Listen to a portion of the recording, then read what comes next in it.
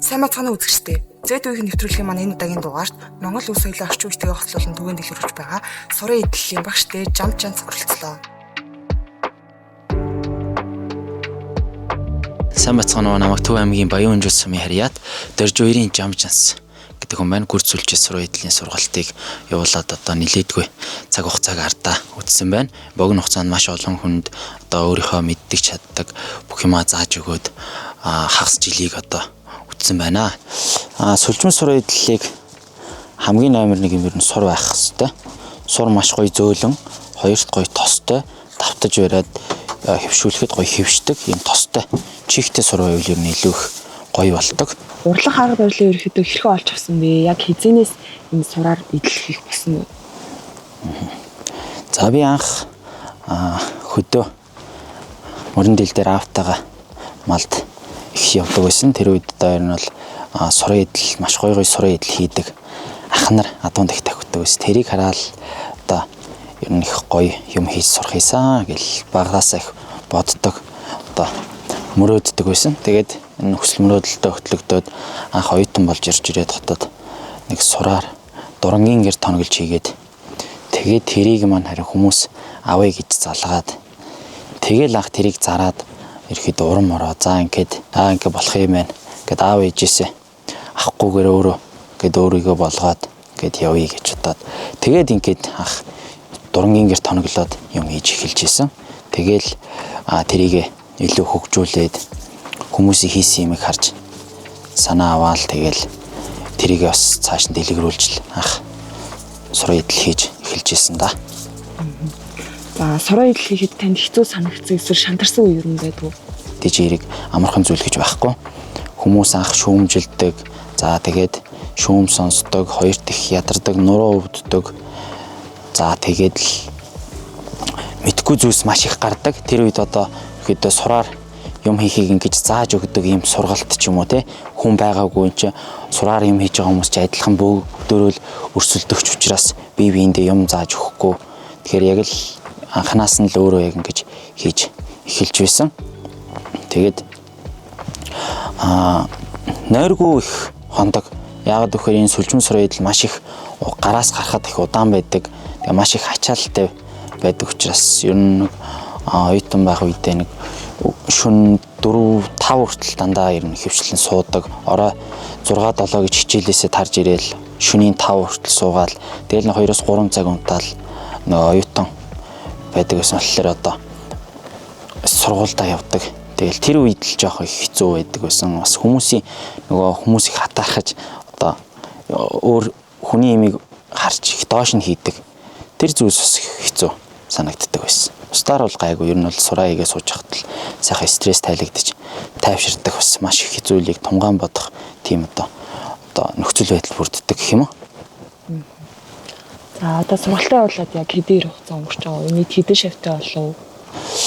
Сургалт явуулаад ерөөхдөө нэг хагас жилийн хугацааг одоо ард үтсэн байна. Өнгөрдөг зунаас гисүүлээд ерөөхдөө заавал ингээ ганцаараа өөрөө ингээ юм хийгээд энчнээс одоо тийм ээ ашиг орлогоо олоод өөрийгөө ганцхан ингээ хөгжүүлээд явах гэхээс илүү дүүнер та заая гэд мэдхгүй хүмүүс сонирхсон хүмүүс маш их байсан. Тэгэхээр тэр хүмүүст ингээ заа хийгээд ихэд шийдээд анх эхэлж исэн. Эхлээд л ер нь нэг цөөхөө хэдэн 40-50-аад л хүн байсан. Тэгэл энийг ингээд илүү сайн хүмүүст ингээ зааж өгөөл эхнээсээ үр дүн гараад ирэхээр хүмүүс маш их сонирхож эхэлж исэн. Тэгээд зөвхөн төвийн хөдөөний хүмүүст гэлтгүй хотын хүмүүс маш их сонирхдог. Тэгээд одоогоор нийт ер нь 1000 гаруй суралцагч нар гүрцүүлж сурын эдлийн онлайн сургалтнуудаа хамрагдаад байгаа. За сайн байцгаана уу? Хинтээ аймаг Өмнө Дэлгүүр сумын харьяат Аяна. За эмэгтэй хүн ерөөхдөө сурын эдлэлээр ингээд эдэл хийх нь ерөөхдөө ховор штэ тий. Анх хизэнээс ахуулж хийв ямар санаанаас сонцолж хийв? Анх ер нь 6 сараас хойш вакцин рил их явж исэн байхгүй. Тэгэл хараалгаад исэн. Би чадах болоогүй л гэж бодоол. Тэгэд ээжээд нэг 10 сарын үед л бүртгүүлсэн. Тэгэл юмнуудаа захиалж авчаал багштай нэг анхан суралцж байгаа хүмүүст энэ зүгээр гээд юмнуудаа цаанаас нь ингээ бэлдээд өгчдөг байхгүй. Тэгэл байж байгаа л ер нь хазар мазар хийж үзэх гэж үзсэн л тэгтээ пэлтэд захаар толгой эмхтэн юм чинь нөгөө толгойн шанх маань хоёул аль зүгээр юм гээд тэгээ эмэг хийж сурсан. За одоо сурын эдлэлээр ер нь ингээд цаашдаа эдэл хийгээд захиалга авъя гэсэн бодол байгаа юу? Ер нь байгаа. Тэгээ нөгөө нэг одоо надад бас ингээд илүү хийгээд одоо нөгөө нэг илүү сайжрах юмнууд их байгаа. Тэгээ тэрнийг сайжруулад бүр болчлоо гэж үзэх юм бол тэгэл захиалга аван даа л гэж боддоо шин. Дорнот аймгийн цагаан уусам хариат Мөнх Батын Мөнх Эрдэнэ гэдэг. Тэгээд өөрөө тийм гүрж юу их сонирхолтой, тэгээд яг гүрж хийж нэг чадахгүй, тэгээд сүлдсэн жигсэн нөгөө холболтуулт хийх ухаанаа олохгүй, тэгээд жоохон ерөнхийдөө бүтлгүүтэй дэсэн. Тэгээд энэ сургалтанд орсноос хойш багшийн бичлэгийг үзээд яг холболт юунуудээс сураад тэгэл ерөнхийдөө найздаа хэлсэн, найз маань хамгийн анхны хазаарны захиалга өгсөн. За сайн бацхан намайг Өөрхөн аймгийн Уян сумын хариат Барслах Театр гэдэг залуу байна. За би сургалтанд 8 сарын сүүлээр хамрагдсан. Одоогоор 10 хазаар 7-8 хүмүүлтрэх худраг хийж зарж борлуулсан байна. Техний 1 хазаар мазаар фейлдсэн байт. Тэгэл нэг 2-3 хазаар хийсний ард дээр бол шүлжээс чигдэрч оруулах энтрэ яаж оруулахаас сайн ойлгож яаж хийвэл гоё болох уу гэдгээ ер нь бол 2-3 хазарын ард дээр гарч иж ер нь учраа ойлгож эхэлт юм байлээ. Тэгээд захиалга гэхээсээ илүү өөрөө нэг 2-3 хазаар хийцэн байсан. Тэрийг зарж борлуулж найз нөхөдөө зарах, ах トゥ нартай зарах. Тэгээд тэр жишээчлэн явж байгаад хамгийн үнэтэй захиалга бол нэг багц байсан юм аа. Тэр багцал бас нөгөө нэг анхны захиалга байсан болохоор бас нэлээ хичээж нөгөө хүнийхээ сэтгэлийг хөдлөх үйц. За энэ нэг иймэрхүү юм хийдэм байх гэхээсээ бол өн чи ямар гоё хийдэм бэ гэдэг үүднээс л маш хичээж л хийжсэн да. Тэр анхныхаа захиалгыг. Намайг Говьалтай аймгийн Чанамын сумын хариат Цэрэндэлмийн Нэмх Баяр гэдэг. Би гүрж сүлжээс сургууль эдлэлийн сургалтанд суугаад морин эдлэлийн хазар ногч өдөр харуулга гэх мэт бүс хийж сурч байна. Эхлээ би хийж сурч байхдаа найзуудаа танилцуулсан. Би нэг юм хийж байна. Одоо хийх гээд ингээд сургалтанд суугаа байж байна гэсэн. Найзууд маань маш их дэмжсэн л дээ.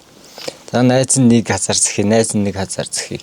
Нэг орой манай найз ирчээ. Тэгээд хоёулаа ярьж сууж агаад бусад найзууд руу яриад тэгсэн л шууд юу гэж чинь дэмжнэ. Найзаа дэмжнэ. Нэг явна. Тэгжэл захиалга орж ирсэн дээ. Тэгээ хоёр найздаа хазар хийг явуулсан байгаа. Тэгэл эхний хазар жоохон анх сурч ирсэн болохоор жоохон тиймэрхүү болсон. Тэгээ тэрийгач хоёр найз руугаа явуулаагүй. За найз нь жоохон гайгүй болгож байгаа, чанаржуулж байгаа явуулъя гэнэ. Тэгээ хоёулын нь явуулсан байгаа. Тэгээ тэр найзуудаас л их урам аваал. Тэгэл багшаас урам аваал. Тэгэл хийж эхэлсэн дээ. Нэгэ таардаг. Харин нөгөө талаа бас модл араар нь оруулаад энэ хоёрын цавцраар гаргаж ирээд гэж таардаг. За энэ ч гэсэн яг ингээ хоёр талаа ээлжлээл явчих. За энийг араар нь оруулаад энэ хоёрын цавцраар гаргаж ирээд ингээ дараа авчдаг хэрэгэйтэй. За нэг үзгүй. Би ч ямар ч авьяасгүй шүү дээ. Яа гэсэн бэ? Зөв. Одоо энэ араар нь оруулж ирэл. Нэг үү? Тий. Тэгээд иймэрхүү сургууль хэлхийд авьяас чухал уу? Хөдөлмөр чухал уу?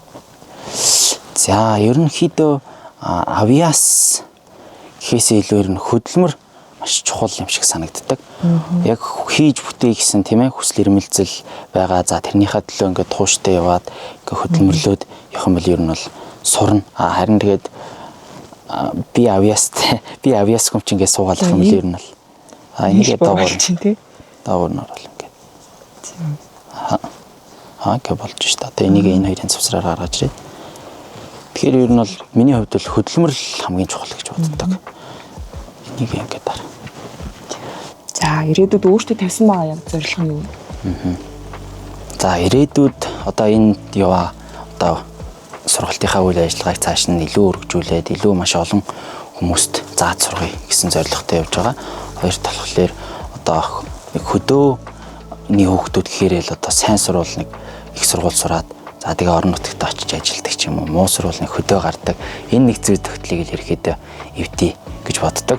Хөдөөний дүүнэр болно, ах нар тэгээд хүмүүс хүүхдүүдтэй одоо ер нь бол хүн хаанч төрсөн бай, аливаа зүйлийг зорж одоо хий гэсэн хүсэл эрмэлзэл байх юм бол бүх боломж бололцоо нь ер нь бол нээлттэй байдаг шүү л гэдгийг ер нь өөрөөрөө харуулахыг ер нь бол зорж ажиллаж байгаа одоо. За шавнар нь ер нь хөвчлээ хэдээс хэдэн насны хүмүүс гэдэг вэ? За манай шавнар одоо хамгийн багадаа нэг 10 настай хүүхэд байдаг. За тэгэл дээшээ нэг 50 эд насны хүртэл ерөөдөө одоо 10, 20, 30, 40, 50 насны бүх насных нь л ерөөхдөө яг энийг ч одоо яг хоббироод өөрийгөө хөгжүүлэх гэсэн юм хүсэл эрмэлзэлтэй завтай байдаг ч юм уу те өдрийн цагаар тийм хүмүүс маш их бас хийж яадаг. Өөрийгөө ингээ хөгжүүлж явдаг. За хүмүүс таныг ер нь хөвчлээ ингээ багшаа гэдээ дууддаг юм шүү дээ. Тэр нь танд ерөнхийдөө ямар санагддаг вэ? Өөрөөс ч ахмад насны хүмүүс таныг багшаа гэдээ хүндэлж байна те. Тэр талаас нь ярил. Багшаа гэж ер нь хүмүүс дуудахад анх ер нь жоох эвгүй байдаг гэсэн. Тэгээд энэ хүний одоо тэр хүний одоо намайг багшаа гэж дуудаж байгаа сэтгэлтэй одоо тэр хүний одоо багш гэдэг нэг хүн би одоо өөрийнх нь хувьд байгаад байна шүү. Тэгэхээр одоо тэр хүнд би одоо илүүг зааж сургая те.